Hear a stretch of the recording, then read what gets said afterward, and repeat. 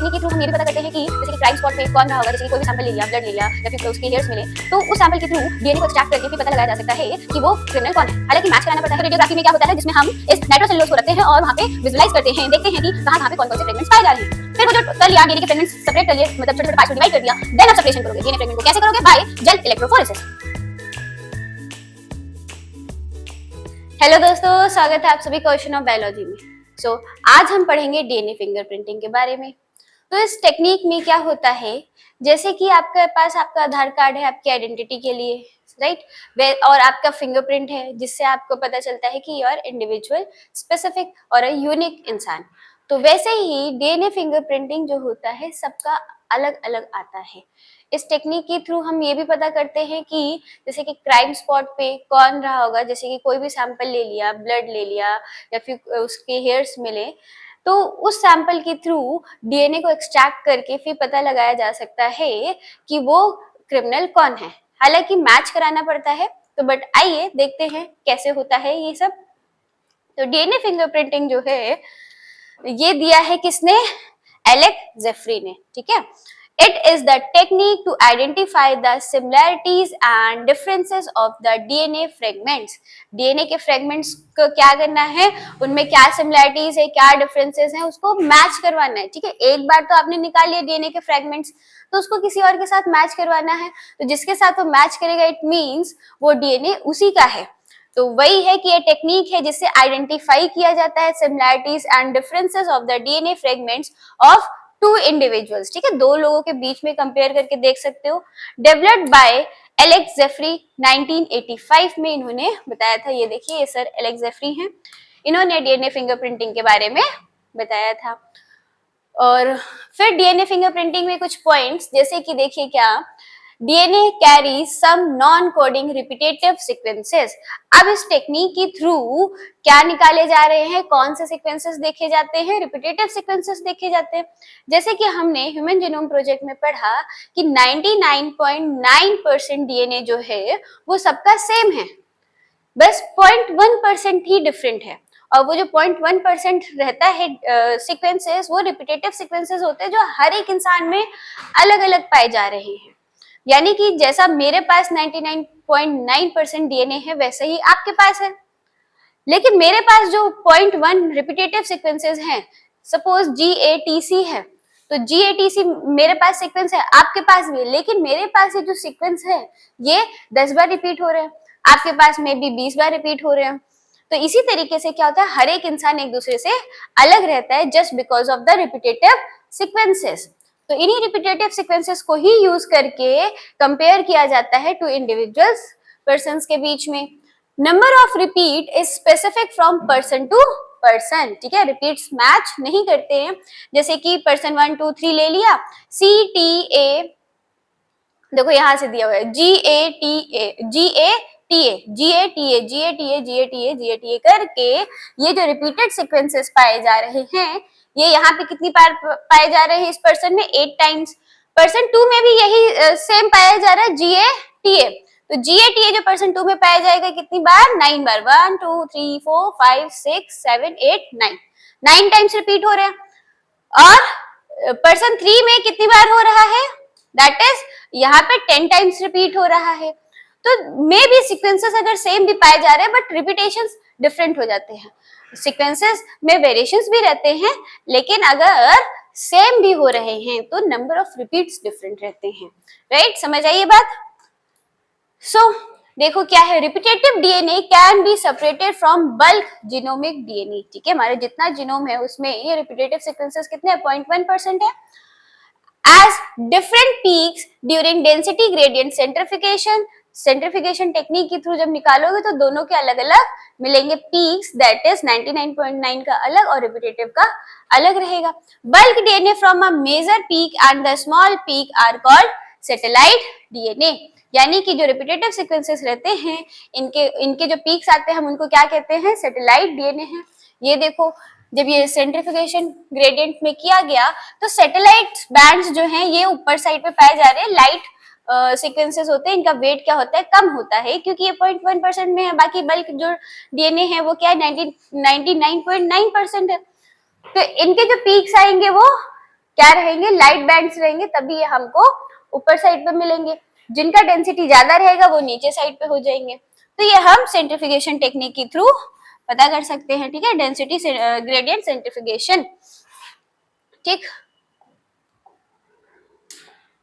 सो क्या है देखिए, satellite DNA is classified as micro satellite, ठीक है, मिनी सैटेलाइट, दो बेसिस पे इसको क्लासिफाई किया गया है।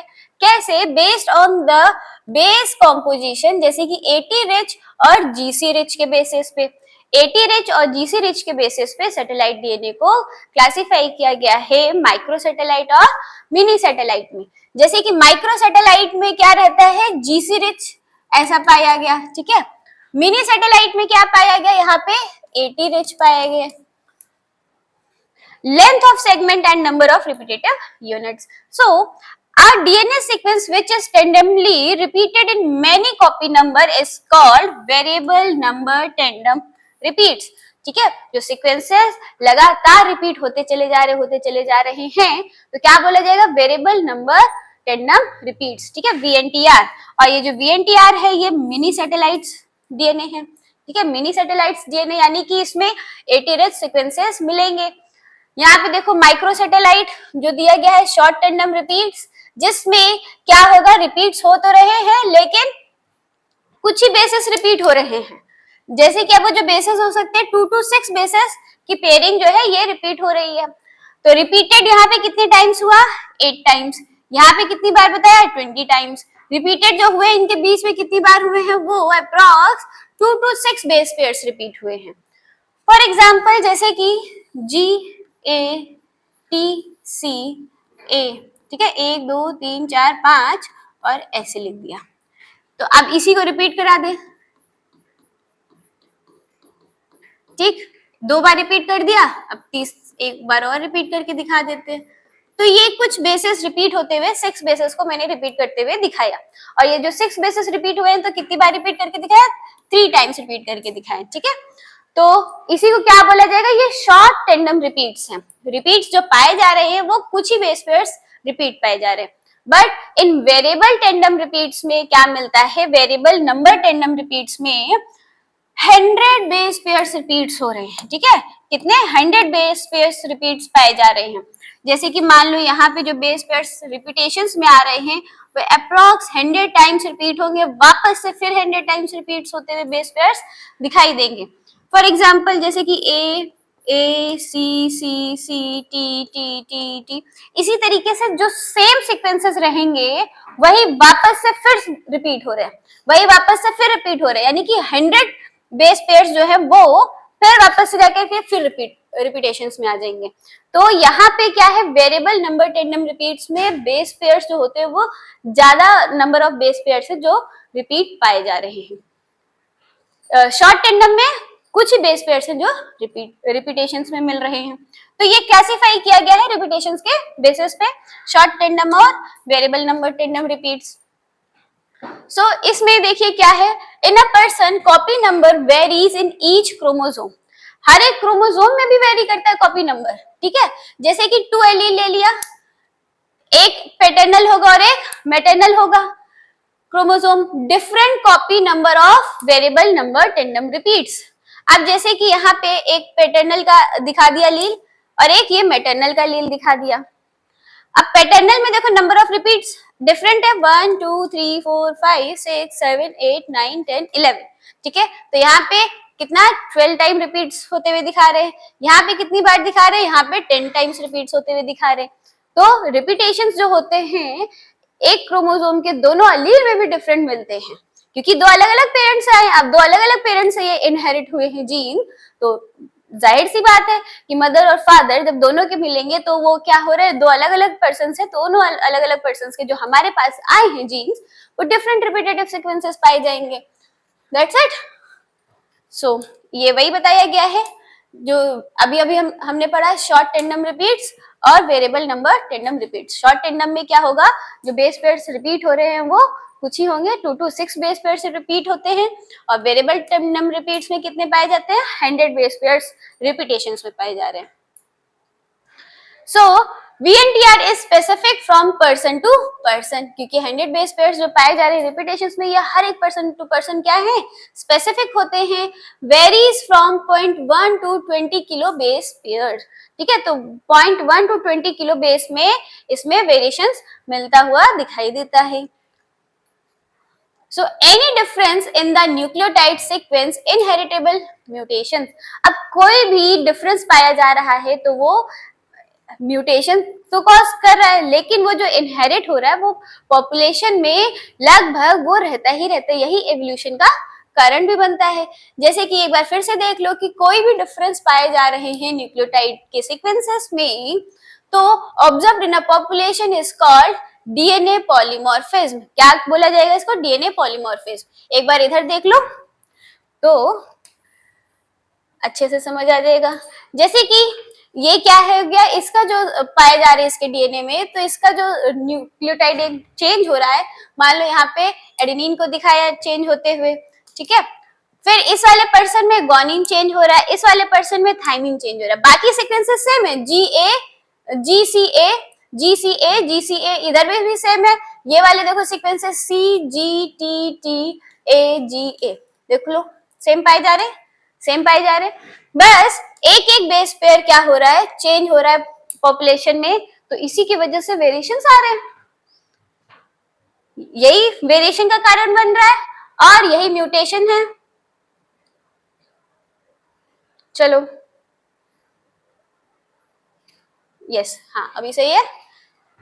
हाँ, तो polymorphism is higher in non coding DNA, और ये किसमें मिल रहा है, ये जो भी हमने देखे ये किसमें होगा, ये नॉन कोडिंग डीएनए में होगा, क्योंकि इससे कोई भी प्रोटीन बन नहीं रही और ये बेसिस पाए जा रहे हैं, डिफरेंट बेसिस पाए जा रहे हैं ना पॉपुलेशन, तो जिसकी वजह से क्या होता है, ये म्यूटेशंस एक्यूमुलेट हो जाते हैं, ठीक है, एक्यूमुलेशन में जा रहे हैं, जिसकी वजह से कोई फिनोटाइपिक कैरेक्टर में चेंज होता हुआ नहीं दिख रहा, लेकिन एक लंबे समय के बाद ये एक्यूमुलेट होते होते होते एक वेरिएशन का कारण बनते हैं।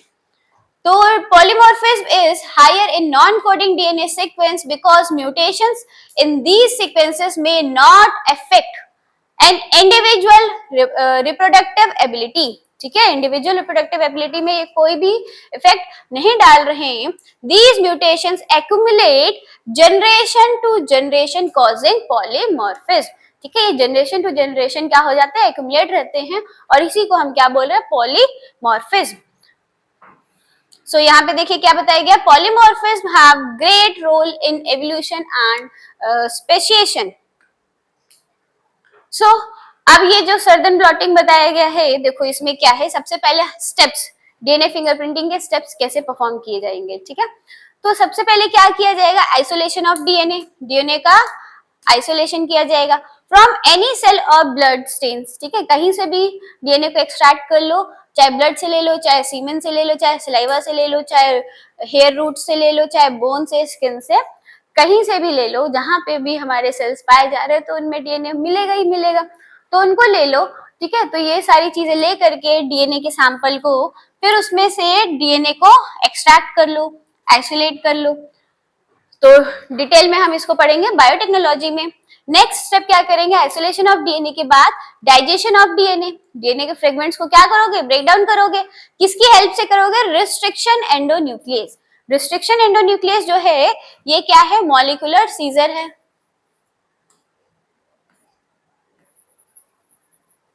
दिस इज मॉलिक्यूलर सीजर, यानी कि ये एंजाइम हेल्प करता है डीएनए के फ्रेगमेंट्स में कट करने में। तो ये डीएनए के फ्रेगमेंट्स को कट कराएगा।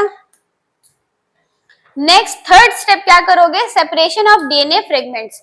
अब ये जो फ्रेगमेंट्स कट हो गए हैं, अब इसको सेपरेट करोगे एग्रोस जेल इलेक्ट्रोफोरेसिस की हेल्प से। एग्रोस जेल इलेक्ट्रोफोरेसिस जो है, इसमें क्या करते हैं, then treat the DNA fragment with alkali solution, जिसमें NaOH लोगे to denature DNA bonds in the gel into single strand. देखो ये एक लिया है जैसे बाथ टब जैसा, इस बाथ टब में क्या करोगे, एग्रोस जेल है, ठीक है, इसमें क्या है, एग्रोस जेल लिया गया है। एग्रोस जेल जो है ये कहाँ से एक्सट्रैक्ट किया जा रहा है, इसमें मिक्स्ड है क्या, अगार अगार जो हमको एल्गी से मिलता है, ग्लिसेरिया हो गया, जेलेडिनियम हो गया, इन एल्गी से अगार अगार मिलेगा और उससे हम यहाँ पे एक जेल का फॉर्मेशन करते हैं। ठीक है, ये जो जेल बन रहा है ये ट्रांसपेरेंट जेल है और इसमें ये वेल्स बना दिए हैं। देखो इसको हटा करके ये वेल्स को मेंशन कर दें।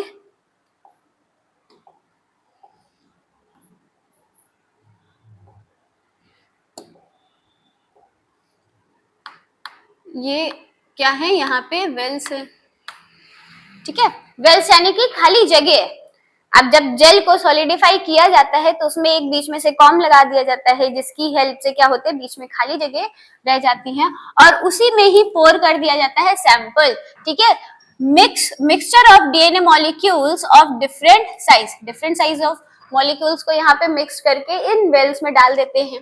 यहाँ पे क्या करते हैं, कैथोड इलेक्ट्रिसिटी, जो कैथोड चार्जेस होते हैं वो इस साइड रखते हैं, एनोड चार्जेस को इस साइड रखते हैं। कैथोड चार्ज क्या कैरी करता है, नेगेटिव चार्ज कैरी करता है।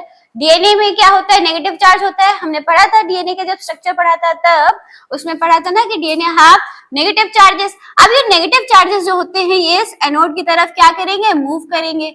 ऐसे ऐसे डीएनए के फ्रेगमेंट्स मूव करते हुए जाएंगे एनोड की तरफ, क्योंकि नेगेटिव चार्जेस जो हैं वो पॉजिटिव की तरफ अट्रैक्ट करेंगे।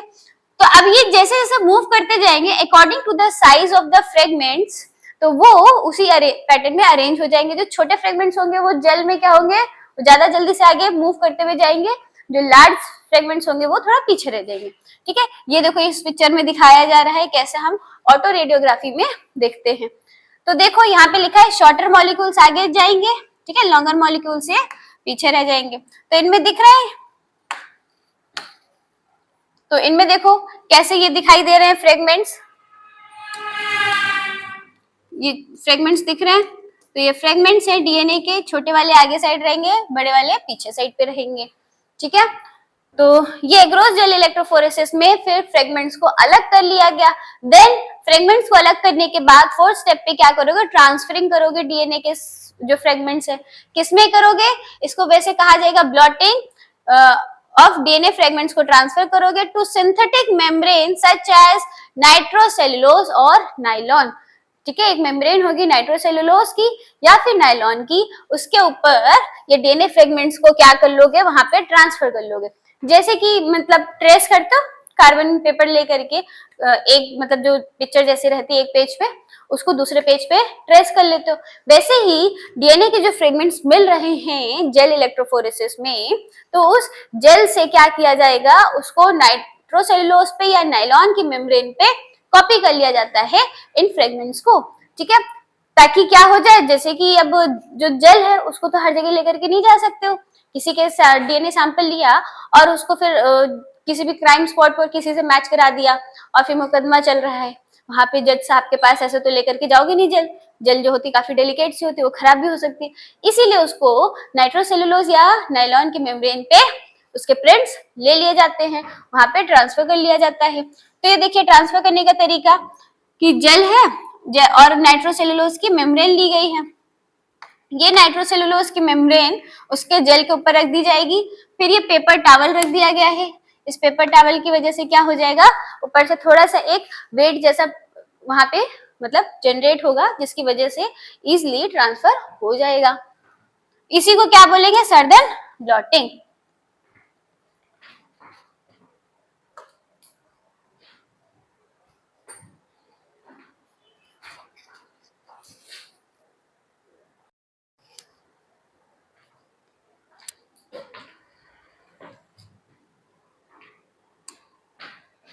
सो नेक्स्ट फिफ्थ स्टेप में क्या करोगे, hybridization using radio active labelled BNTR probe, यानी कि नाइट्रोसेलुलोज में जब ट्रांसफर कर लोगे तो वहां पे क्या करोगे, रेडियो लेबल्ड कुछ डीएनए के फ्रेगमेंट्स जो होंगे वहां पे ट्रांसफर करोगे, और वो जो फ्रेगमेंट्स होंगे कौन से होंगे, वेरिएबल नंबर टेंडम रिपीट्स होंगे। तो उनको नाइट्रोसेलुलोज पे ट्रांसफर करोगे तो वहां जाकर के जब बाइंड करेंगे तो उसको क्या बोलोगे, हाइब्रिडाइजेशन हो रहा है। ठीक है, place the nitrocellulose filter paper in a solution of radioactive labeled single stranded DNA probe.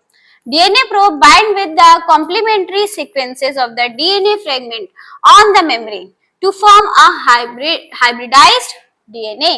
सो क्या किया है, जैसे कि ये रेडियो एक्टिव प्रोब्स जो लिए हैं, ये रेड कलर के शो किए जा रहे हैं, इसको इस पे ट्रांसफर कर दोगे नाइट्रोसेलुलोज पेपर पे, और जब इस पे ट्रांसफर कर दोगे तो एक बार वॉश कर दोगे, जो एक्स्ट्रा होंगे जहां पे बाइंडिंग नहीं हुई है फ्रेगमेंट्स की, डीएनए फ्रेगमेंट्स की, वो अपने आप रिमूव हो जाएंगे। जहां जाकर के बाइंड हुए हैं VNTR probe hybridized to DNA fragment, ठीक है, तो वो वहां पे हमको दिखाई देंगे, क्योंकि रेडियो लेबल किया आपने, जब रेडियो लेबल वीएनटीआर डाले हैं तो वहां पे जाकर के हमको विजिबल होंगे, जहां पे ये बाइंड करेंगे जाकर के जो हमने नाइट्रोसेलुलोज पे डीएनए लिए थे, डीएनए के फ्रेगमेंट्स लिए थे, ठीक है।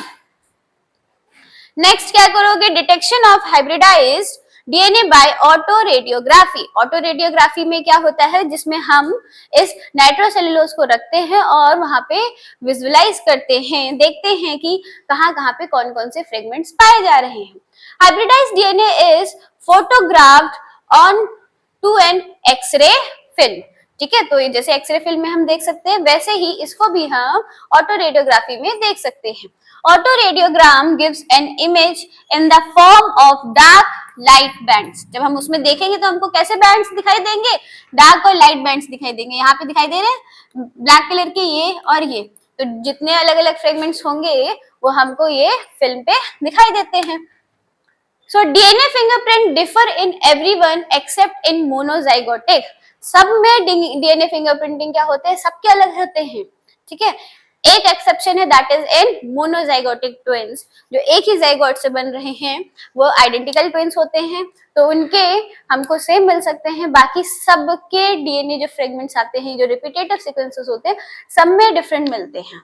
सो sensitivity of the technique can be increased by using polymerase chain reaction।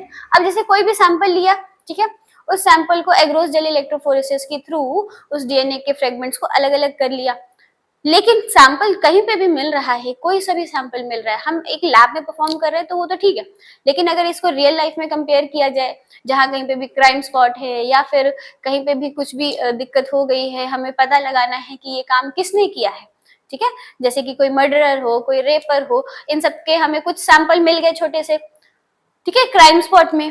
अब डीएनए फिंगरप्रिंटिंग के थ्रू पता करना है कि वो इंसान कौन है, तो वो सैंपल जो मिल रहा है कम ही मिल रहा है, कोई जानबूझ कर छोड़कर तो जाएगा नहीं, हाँ ये लो 1 लीटर ब्लड ले लो हमारा और फिर मतलब छोड़ करके चला जाए, ताकि ये आए सीबीआई वगैरह आए और वो फॉरेंसिक लैब में दे जाकर के, और फिर तो पता ही लगा लेंगे। इतना तो कॉमन सेंस सब में ही है, ठीक है। तो सैंपल जो मिलता है बहुत ही कम अमाउंट में मिल रहा है, जो बहुत ही कम अमाउंट में है तो चांसेस हैं कि वो खराब हो जाए, ठीक है, डैमेज हो जाए ड्यूरिंग प्रैक्टिकल्स के जो ये एक्सपेरिमेंट के टाइम पे, तो फिर क्या होगा, फिर तो हम पता नहीं लगा पाएंगे। तो सैंपल को क्या करना है, बढ़ाना है, एम्पलीफाई करना है, ठीक है। तो उसको एम्पलीफिकेशन करने के लिए क्या है, पॉलीमरेज चेन रिएक्शन है, जिसको पीसीआर बोलते हैं। तो इस टेक्निक की हेल्प से सैंपल के जो नंबर्स होते हैं उसको बढ़ा लिए जाते हैं। Therefore DNA from a single cell is enough for DNA fingerprinting. DNA fingerprinting से जो भी हम मतलब एक सेल से भी हमको जितना भी डीएनए मिल रहा है वो इनफ है डीएनए फिंगरप्रिंटिंग में उस डीएनए को फ्रेगमेंट्स को अलग अलग करके आइडेंटिफाई करने के लिए। लेकिन ये पीसीआर जो किया जाता है इन केस के लिए किया जाता है कि मे बी अगर सैंपल डैमेज हो गया ड्यू टू सर्टेन रीजन तो फिर तो मुश्किल हो जाएगी, इसीलिए पीसीआर के थ्रू ये किया जाता है। ओके, तो डीएनए सैंपल ले लिया, प्राइमर्स ले लिए, पीसीआर जो किया जाएगा तो उसी की हेल्प से क्या किया जाएगा, प्राइमर्स, जिससे डीएनए के फ्रेगमेंट्स को, डीएनए के जो सीक्वेंसेस पाए जा रहे हैं उनको बढ़ाए जाएंगे। अब न्यूक्लियोटाइड्स लगते हैं तो उसी हिसाब से न्यूक्लियोटाइड्स ऐड किए जाते हैं।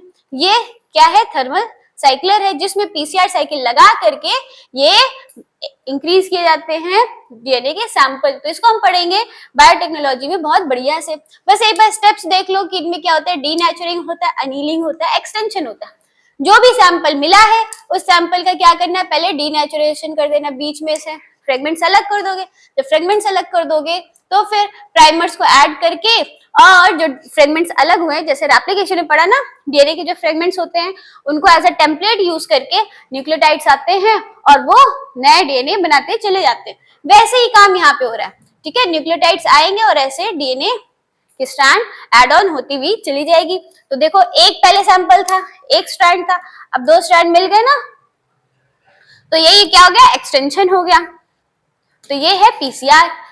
सो इसमें देखिए क्या है, क्या टोटल एक बार समराइज कर लेते हैं। आइसोलेशन ऑफ डीएनए, डीएनए को आइसोलेट करोगे, फिर उसके बाद डीएनए को क्या करोगे, डाइजेशन करोगे, किसकी थ्रू करोगे, रिस्ट्रिक्शन एंडोन्यूक्लियस की हेल्प से करोगे। फिर वो जो कर लिया, डीएनए के फ्रेगमेंट्स सेपरेट कर लिए, मतलब छोटे छोटे पार्ट्स में डिवाइड कर दिया, देन अब सेपरेशन करोगे डीएनए फ्रेगमेंट को। कैसे करोगे, बाय जेल इलेक्ट्रोफोरेसिस, ठीक है। अब क्या करोगे, ट्रांसफरिंग करोगे डीएनए के फ्रेगमेंट्स को सिंथेटिक मेम्ब्रेन में। कौन सी मेम्ब्रेन है, नाइट्रोसेलुलोज की और नाइलॉन की मेम्ब्रेन है, ठीक। Hybridization using radio active labelled VNTR probe, hybridize करोगे, ठीक है। हाइब्रिडाइज करने के लिए वीएनटीआर प्रोब को यूज करोगे और वीएनटीआर को क्या करके भेजोगे, मतलब कि कैसे, रेडियो एक्टिव लेबल करके, ठीक है। तभी तो फिर वो आइडेंटिफाई विजुअलाइज कर पाओगे। डिटेक्शन, आप फिर डिटेक्ट करोगे हाइब्रिडाइज डीएनए जहां पे जाकर के बाइंड हुए हैं। कैसे डिटेक्ट करोगे, बाय रेडियोग्राफी की थ्रू, सॉरी क्या बोलेंगे, ऑटो रेडियोग्राफी की थ्रू। सो एप्लीकेशंस क्या है, जैसे कि कहां कहां पे इसको अप्लाई कर सकते हो, फॉरेंसिक टूल की तरह इसको यूज किया जाता है टू सॉल्व पैटर्निटी, ठीक है। जैसे कि कौन किसका बच्चा है, तो जैसे मूवीज वगैरह में या सीरियल वगैरह में देखा होगा कि क्या कहते हैं, पापा ये हमारा बच्चा नहीं है, तो डीएनए फिंगरप्रिंटिंग कराया जाता है, फिर वो जो स्ट्रैंड्स होते हैं उसको मैच करा करके फिर पता चलता है कि एक्चुअली फादर कौन है उसका। पैटर्निटी या फिर रेप केसेस में भी इसको यूज किया जाता है, जो मर्डरर है उसमें भी यूज किया जाता है, ठीक है। और क्या किया जाता है, डायग्नोसिस ऑफ जेनेटिक डिसीजेस, जो भी जेनेटिक डिसीजेस होती हैं, तो फ्रेगमेंट्स मिल रहे हैं हमको, तो इन फ्रेगमेंट्स की हेल्प से पता लगाया जाता है। To determine phylogenetic status of animals, यानी कि कोई भी ऑर्गेनिज्म है उसका फाइलोजेनेटिक यानी कि कहां से वो इवॉल्व होकर के आया हुआ है, तो उसमें भी यूज किया जाता है। To determine population and genetic diversity, population में कौन कैसे मतलब कि क्या क्या चीजें मिल रही हैं, किसके पास कैसे फ्रेगमेंट से रिपीटेटिव सीक्वेंसेस पाए जा रहे हैं, और जेनेटिक डाइवर्सिटी की क्या क्या लोग किस किस तरीके से एक दूसरे से अलग है, यह हो गया। और अच्छा ठीक है, वही सेम चीज है। देखो इसमें क्या है, ये देखो एक पिक्चर लगाई हुई है यहाँ पे, जैसे कि इसमें ये मदर के फ्रेगमेंट्स यहाँ पे शो किए जा रहे हैं, ठीक है, और ये चाइल्ड के फ्रेगमेंट्स हैं। अब ये स्टोरी बनती है कि मदर ये रही, चाइल्ड ये रहे, लेकिन फादर कौन है नहीं पता। अब डाउट जा रहा है, जैसे मूवीज वगैरह में देखते हो ना, ये फादर है कि ये फादर है, तीन फादर में से के कौन होंगे। तो जो चाइल्ड है उस चाइल्ड के पास तो मदर के भी रिपीटेटिव सीक्वेंस आए हुए होंगे और फादर के भी आए हुए होंगे। अब ये जो मदर के आए हुए हैं, तो ये मदर वाले ये बैंड्स दिखाए जा रहे हैं, ये रहे, ठीक। अब इनमें से जिसके भी बैंड्स मैच कर जाएंगे तो वो उसके फादर होंगे। तो देखो किसके, ये यहाँ से मैच कर रहा है, ये देखो ये मैच कर रहा है और ये मैच कर रहा है, ठीक है। अब इसमें ये वाला तो देखो मैच कर रहा है, लेकिन इसके ये वाले तो यहाँ जा ही नहीं रहे, ना ये वाले जा रहे, तो जो ज्यादा नंबर ऑफ बैंड्स मैच होते हुए दिखाई देंगे वो वही उसके फादर होंगे, ठीक है। तो ये हमने कर लिया है डीएनए फिंगरप्रिंटिंग। एक बार समराइज कर लेते हैं। डीएनए फिंगरप्रिंटिंग में जो भी डीएनए के फ्रैगमेंट्स होते हैं उसको हम दो लोगों के बीच में कंपेयर करके देख सकते हैं। जैसे अभी हमने देखा, फिर हमें पता चला कि अच्छा कौन किसके साथ रिलेट कर रहा है। तो यही डीएनए फिंगरप्रिंटिंग में होता है। इसमें यूज किया जाता है जेल इलेक्ट्रोफोरेसिस। उस जेल इलेक्ट्रोफोरेसिस पे जो जेल होती है उसी में ही डीएनए फ्रैगमेंट्स जो होते हैं वो सेपरेट किए जाते हैं। आफ्टर सेपरेशन उन डीएनए फ्रेगमेंट्स को के जो प्रिंट्स होते हैं उनको नाइट्रोसेलुलोज या नाइलॉन के मेम्ब्रेन पे उनके प्रिंट्स ले लिए जाते हैं।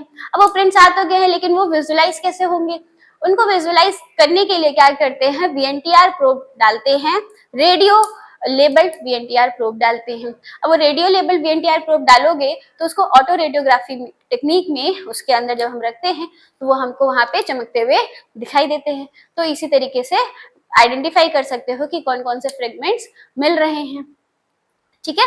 और एक टेक्निक इसमें बताई पीसीआर।